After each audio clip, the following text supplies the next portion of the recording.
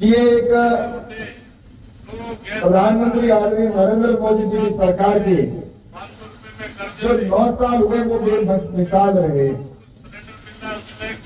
और हम सब इस बात को अच्छी तरह से देख रहे हैं कि यहाँ पर जितने भी आज इतनी बड़ी संख्या के अंदर लोग उपस्थित हुए, ये सब अच्छी तरह से जानते हैं पिछले 9 साल के शासन को। और आप सबने भली भांति देखा होगा कि इस देश के अंदर 2014 से पहले भारत कहाँ था और 2014 के बाद का भारत कहाँ पर है, और 2014 से पहले क्या यहाँ की समस्याएं थी और 2014 के बाद में समस्याओं का समाधान किस गति के साथ किया गया। 2014 से पहले इंफ्रास्ट्रक्चर की दृष्टि से हम देखें तो उस समय इस देश के अंदर कितना इंफ्रास्ट्रक्चर था और आज देश के अंदर किस तरह से इंफ्रास्ट्रक्चर की दृष्टि से भारत मजबूत हो रहा है। हम जब तुलना करने बैठते हैं तो लगता है कि आज देश गति के साथ में आगे बढ़ रहा है। और मैं आप सबको ये बताना चाहूंगा कि नरेंद्र मोदी जी जब से प्रधानमंत्री बने उसके बाद में देश के अंदर जो विकास हुआ, देश आगे बढ़ चला। आज भारत का सम्मान हिंदुस्तान में नहीं पूरे विश्व में होने लगा है, वो 2014 के बाद में नरेंद्र मोदी जी के नेतृत्व में होने लगा है। हम कभी ये महसूस करते थे और कभी सोचते थे कि क्या हिंदुस्तान में कभी गरीबी खत्म होगी क्या, और हिंदुस्तान को सिर्फ हम लोग ही इस गरीबी के दर्द को नहीं झेलते थे, समस्याओं को हम भी नहीं झेलते थे। ये सारे देश के अंदर जिस तरह से था कि हिंदुस्तान के अंदर गरीबी है, हिंदुस्तान को विदेशी लोग भी कहते थे कि हिंदुस्तान गरीबों का देश है। यहाँ का किसान परेशान, यहाँ पर मजदूर परेशान, यहाँ का उद्योगपति परेशान, यहाँ का आम जन के अंदर भय का वातावरण, कब कौन सी जगह पर बम विस्फोट हो जाए, कब किसकी जान चली जाए, ऐसा हमारा हिंदुस्तान हम सबको देखने को ऐसा एक देश आदरणीय प्रधानमंत्री नरेंद्र मोदी जी को विरासत में मिला। भ्रष्टाचार का आलम इस देश के अंदर उस समय इतनी लूट मची थी। हर मंत्री जो उस समय यूपीए की सरकार में था वो भ्रष्टाचार में लिप्त था और इस देश के अंदर जो गरीब का पैसा होता था उसको लूटा जाता था। पहले इस देश को अंग्रेजों मुगलों ने लूटा, फिर अंग्रेजों ने इस देश को लूटा और उसके बाद में काले अंग्रेजों के रूप में इन भूखे भेड़ियों ने इस देश को 60 साल तक नोचने का और लूटने का काम किया। इस तरह का हमारे देश के प्रधानमंत्री आदरणीय नरेंद्र मोदी जी को देश मिला। लेकिन आपने देखा होगा कि 9 सालों के अंदर नरेंद्र मोदी जी ने गरीब कल्याण की योजनाएं बनाई, सेवा सुशासन और गरीब कल्याण के आधार और उसको ध्यान में रखकर योजनाएं बनी। इन सब के बारे में आदरणीय राजकुमार जी चाहर साहब हमारे मुख्य अतिथि है, वो आप सबको बताएंगे। मैं तो आपके सामने हमेशा रूबरू होता ही हूँ, बातें करता ही हूँ, कहता ही हूँ, इसलिए मैं आज उस विषय के ऊपर नहीं जाऊंगा जो केंद्र सरकार की जितनी भी बातें हैं। लेकिन मैं आप सबको ये जरूर कहना चाहता हूँ कि जो जो योजनाएं बनी वो वास्तव के अंदर जरूरतमंद व्यक्ति को मिली। पहले जो योजनाएं मिलती थी, अगर कुछ वो योजना करते भी थे और उनकी वास्तव में तो योजनाएं नगण्य सी होती थी। एक छोटा सा उदाहरण देता हूँ, मैं कृषि मंत्रालय की मेरे पास जिम्मेवारी है। मैं जब कृषि मंत्री बनकर लोकसभा के अंदर जब वहां पर गया दिल्ली, तब मैंने सोचा कि कृषि मंत्रालय बहुत बड़ा, देश का बहुत बड़ा भाग है। इस देश के अंदर 70% लोग किसानों की आबादी है और रोड से नीचे उतरते ही कृषि मंत्रालय शुरू हो जाता है, क्योंकि रोड से नीचे उतरते ही कृषि मंत्रालय, किसान जहां पर है वहां पर कृषि मंत्रालय।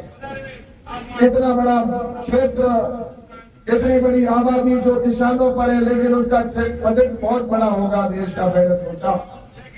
लेकिन जब वहां पर देखा कि 2014 के जब मैंने देखा अच्छा था, लेकिन जब मैं 2013 के अंदर गया वहां का देखा, उस समय मैंने सोचा 2013 में कितना बजट होता था, तो 2013 के अंदर और उससे पहले कृषि का जो बजट था वह इस देश का सिर्फ 22,000 करोड़ रुपए था। देश के अंदर उस समय टोटल बजट 25 लाख करोड़ रुपए, और उसमें से किसानों के लिए सिर्फ और सिर्फ कितना 22,000 करोड़ रुपए, 25 लाख करोड़ है। अब आप सोचो कि इनकी क्या मानसिकता थी। लेकिन मुझे बताते हुए प्रसन्नता है कि नरेंद्र मोदी जी प्रधानमंत्री बने तो उन्होंने कृषि का बजट जो सिर्फ 22,000 करोड़ था वो आज बढ़कर 1,25,000 करोड़ रुपए करने का काम किया, और उसमें से भी आधे से अधिक डायरेक्ट किसान के खाते में पहुंचने लगे। किसान सम्मान निधि योजना प्रारंभ की और डायरेक्ट किसान के खाते में जाना शुरू हुआ। आज किसान सम्मान निधि का सिर्फ डायरेक्ट पैसा, मुझसे पहले जिक्र किया गया, आपने सुना कि पहले हमारा तो पैसा जो था भ्रष्टाचार की है सरकार, राजीव गांधी जी ने तो कहा था, राजीव गांधी ने कहा था कि इस देश के अंदर हम तो नीचे तक 100 रुपए भेजते हैं, लेकिन 100 की जगह नीचे पहुंचते पहुंचते 15 रुपए पहुंचते हैं। इतना भ्रष्टाचार पूरे देश में होता था। लेकिन नरेंद्र मोदी जी ने इस देश के अंदर सबके गरीबों के खाते खुलवाए और लगभग 48 करोड़ खाते खुले, उसमें से 20 करोड़ हमारी बहनों के भी खाते खुले। आज 100 रुपए भेजते हैं तो 100 के 100 सीधे खाते में जाते हैं, कोई बीच में बिचौलिया नहीं है। इस तरह से देश के अंदर नरेंद्र मोदी जी के नेतृत्व में उन्होंने ऐसा एक प्रदेश देश मिला जिसमें किसानों के लिए भी स्कीम नहीं थी। किसानों के नाम पर सरकार बनी, कभी गरीब के नाम पर सरकार बनाई, और उसके बाद में आपने देखा होगा और उनका एक ही था काम, भ्रष्टाचार करो, लूटो लूटो, और लूट के सिवा उनका कोई उद्देश्य नहीं होता था। उनका लक्ष्य ये नहीं होता था कि हमारे देश के लिए हमें कुछ करना है, हमारे भारत का सम्मान विश्व में बढ़े, इंफ्रास्ट्रक्चर की दृष्टि से देश के अंदर काम हो, गरीबों के लिए काम हो, उनके लिए तो एक ही काम होता था। और चुनाव जीतने के बाद जनता से उनको कोई सरोकार नहीं होता था। जनता से चुनाव में वोट लेने के बाद वो सीधे दिल्ली जाते और वहां पर योजना ये बनाते थे कि हमें इस पैसे में से कितना हमारे को कमीशन मिलेगा, इस योजना में हमें कितना कमीशन मिलेगा। इस तरह का काम इस देश के अंदर हुआ, और उस समय तो उन्होंने काम किया। लेकिन दुर्भाग्य से आपने देखा होगा नरेंद्र मोदी जी ने देश के लिए तो बहुत कुछ किया। आज अगर बात करें हर चीज के अंदर किसी में दुगना काम हुआ, जो नरेंद्र मोदी जी के विकास की अगर हम बात करते हैं तो मैं आपको बताऊं कि हर सेक्टर के अंदर हम डबल से आगे गए। आज चाहे एम्स की बात करें तो 22 से बढ़ तो 7 एम्स थे, आज वो 22 एम्स हो गए। एयरपोर्ट की संख्या जो थी वो सिर्फ 74 एयरपोर्ट थे, वो आज एयरपोर्ट बढ़कर 148 हो गए। ऐसे ही आज जिस तरह से बजट को बढ़ाया गया और उसके साथ ही जो 25 लाख करोड़ रुपए था वो बढ़कर आज 45 लाख करोड़ रुपए हुआ। और इस तरह से मैं आपको बताऊं कि शौचालय की बात करते हैं तो शौचालय सिर्फ 13 करोड़ इस देश के अंदर होते थे, आज 31 करोड़ शौचालय इस देश के अंदर बन गए। मेरी बहनों को सोच के लिए बाहर जाना पड़ता था, उनको न्याय मिला। ऐसे ही आज कॉलेजों की संख्या हर रोज एक कॉलेज खोली जा रही है। आज प्रतिदिन हर सप्ताह में एक यूनिवर्सिटी खोली जा रही है, तो हर सप्ताह के अंदर एक मेडिकल कॉलेज खोला जा रहा है। तो आपको बताऊं कि आज IIM खोला, एक साल में खुल रहा है, एक IIT खोला जा रहा है ताकि हमारी युवा पीढ़ी आगे बढ़े। और डॉक्टरों की संख्या भी बताना चाहूंगा आपको, जो MBBS करते थे उनकी संख्या साल के अंदर जो 50,000 हुआ करती थी उसको बढ़ाकर 1 लाख करने का काम किया।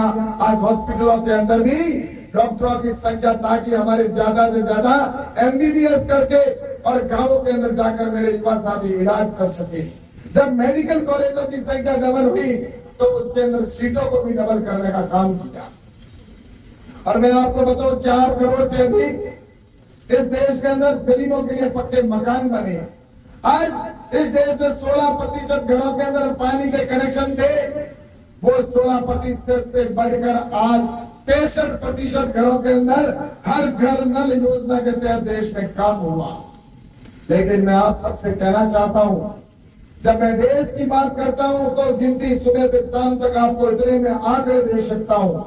आपके पास में पुस्तक भी पहुंची होगी, आज आपको पुस्तक भी मिलेगी जिसके अंदर नरेंद्र मोदी जी ने जो काम किए उससे आंकड़ा इतना लंबा है कि हर काम में उन्होंने देश को आगे बढ़ाने के लिए उनके जो उन्होंने 60 साल शासन किया, उस 60 साल के ऊपर नरेंद्र मोदी जी के 9 साल भारी पड़ेंगे। उनसे डबल नरेंद्र मोदी जी ने काम, जितना उन्होंने 60 साल में किया उतना नरेंद्र मोदी जी ने 9 साल के अंदर काम किया। लेकिन राजस्थान की और जब मैं देखता हूं और राजस्थान में आता तो राजस्थान के अंदर जो उन्होंने पहले लूट मचाई थी, उस समय कांग्रेस की सरकार ने जो यूपीए के अंदर जिस तरह से लूटते थे, गरीबों का खून सोचने का काम करते थे, वही काम आज इन्होंने राजस्थान में प्रारंभ कर दिया। क्योंकि इनको पता है कि हमें अंतिम मौका है, इसके बाद में यहाँ पर भारतीय जनता पार्टी की सरकार आने वाले समय के अंदर जिस तरह से गुजरात के अंदर आ रही है, वैसे ही राजस्थान में भी भारतीय जनता पार्टी की सरकार बार बार आएगी। हमें कभी यह अवसर नहीं मिलेगा, इसलिए जितना लूट सको उतना लूटो।